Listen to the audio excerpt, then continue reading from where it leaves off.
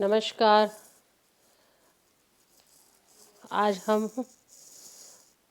अपने कोर्स के संदर्भ में जो पिछले 2-3 लेक्चर्स में टॉपिक पढ़ रहे थे, स्वामी दयानंद सरस्वती, उनके विभिन्न विचारों का विश्लेषण करते हुए आज हम जानने की कोशिश कर रहे हैं कि दयानंद सरस्वती का भारतीय राजनीतिक चिंतन में क्या योगदान रहा।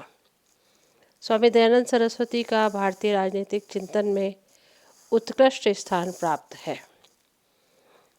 भारतीय राजनीतिक चिंतन के उनके योगदान को हम निम्नलिखित रूप से विभिन्न बिंदुओं के माध्यम से विश्लेषित कर सकते हैं। पहला, दयानंद एक महान देशभक्त तथा राष्ट्र निर्माता थे। क्योंकि दयानंद सरस्वती एक महान देशभक्त तथा राष्ट्र निर्माता थे, उन्होंने भारत के गौरवपूर्ण अतीत का न केवल गुणगान किया, अपितु भारतीयों को आत्मविश्लेषण करके अपने दोषों तथा कमियों को देखने का भी आह्वान किया। उन्होंने समाज को तोड़ने वाली प्रवृत्तियों का जोरदार खंडन किया। उन्होंने राष्ट्रीय एकीकरण पर बल दिया और वे वर्तमान भारत के महान राष्ट्र निर्माता थे। दूसरा बिंदु, हिंदुत्व के महान उद्धारक। स्वामी दयानंद सरस्वती का हिंदुत्व के पुनरुत्थान करने में महान योगदान रहा। हिंदू धर्म तथा हिंदू समाज में उन्होंने जो क्रांति उत्पन्न की, उसकी तुलना ईसाई धर्म के मार्टिन लूथर से की जा सकती है। उन्होंने हिंदू धर्म के अंधविश्वासों, आडंबरों तथा पाखंडों का घोर विरोध किया। तीसरा बिंदु, वैदिक पुनरुद्धार के महान प्रणेता के रूप में जाने जाते हैं। स्वामी दयानंद सरस्वती को वैदिक संस्कृति का महान उद्धारक की भी संज्ञा दी जा सकती है। उन्होंने वैदिक संस्कृति की महानता का प्रचार करते हुए भारतीयों में महान वेदों के महत्व का भी प्रचार किया।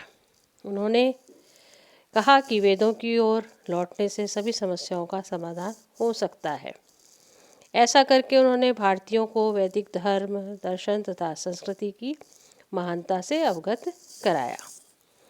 अगला बिंदु, वे एक महान समाज सुधारक और आंदोलन के प्रणेता थे। दयानंद सरस्वती केवल एक महान भारतीय ही नहीं थे, अपितु वे एक महान समाज सुधारक आंदोलन के प्रणेता भी थे। उन्होंने समाज सुधार करने के लिए आर्य समाज की स्थापना की। इस आंदोलन ने देश में समाज सुधार की अलग जगाई तथा अंधविश्वासों, आडंबरों तथा पाखंडों के विरुद्ध एक क्रांति की। आर्य समाज ने देश के शैक्षिक उन्नयन की दिशा में भी भागीरथ प्रयास किए हैं। अगला बिंदु, एकेश्वरवाद के उपासक। दयानंद सरस्वती ने मूर्ति पूजा का घोर विरोध करते हुए एकेश्वरवाद के सिद्धांत का प्रतिपादन किया। उनका मानना था कि ईश्वर अजर, अमर, सर्वव्यापक, सर्वशक्तिशाली, निराकारी, अनुपम, न्यायी सर्वेश्वर है, अतः केवल उसी की उपासना की जानी चाहिए। अगले बिंदु के रूप में हम जानते हैं नारी जाति के महान उन्नायक। दयानंद सरस्वती ने नारी जाति के कल्याण की दिशा में भी अथक प्रयास किए। उन्होंने उन पर होने वाले अमानवीय अत्याचारों का घोर विरोध किया। उन्होंने स्त्रियों को भी वेदों के अध्ययन करने का अधिकार प्रदान किया। उन्होंने पर्दा प्रथा, बहुविवाह प्रथा तथा नारी अशिक्षा का घोर विरोध किया। उन्होंने नारी जाति की गरिमा तथा प्रतिष्ठा को बहाल करने के लिए नारी शिक्षा, विधवा विवाह तथा नारी स्वतंत्रता का समर्थन किया।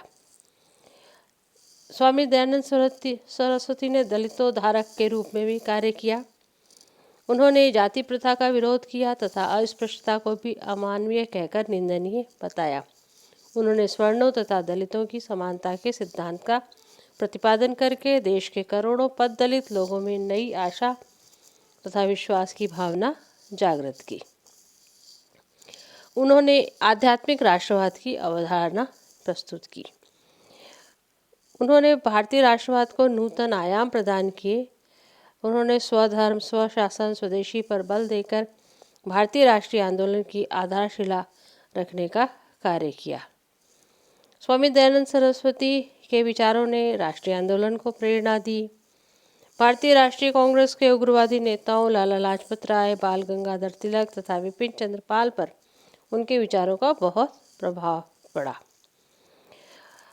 स्वामी दयानंद सरस्वती ने महात्मा गांधी के रचनात्मक कार्यों पर भी प्रभाव डाला, क्योंकि दयानंद और उनके समाज ने बहुत से उन कार्यक्रमों को पहले ही अपना लिया था जो महात्मा गांधी के रचनात्मक कार्यक्रम में शामिल थे, जैसे राष्ट्रीय भाषा का प्रचार प्रसार, राष्ट्रीय शिक्षा का प्रसार, अस्पृश्यता का अंत, कुटीर उद्योगों का उत्थान तथा हिंदू मुस्लिम एकता हेतु प्रयत्न।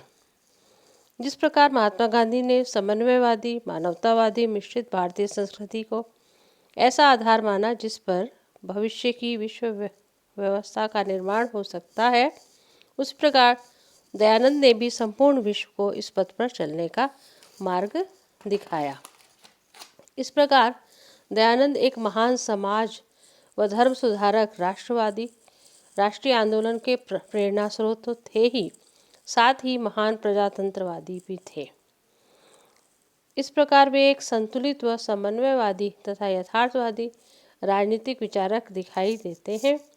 भारत के धर्म, दर्शन, समाज, शिक्षा व राजनीति प्रत्येक क्षेत्र में उनका योगदान हमेशा स्मरण किया जाएगा।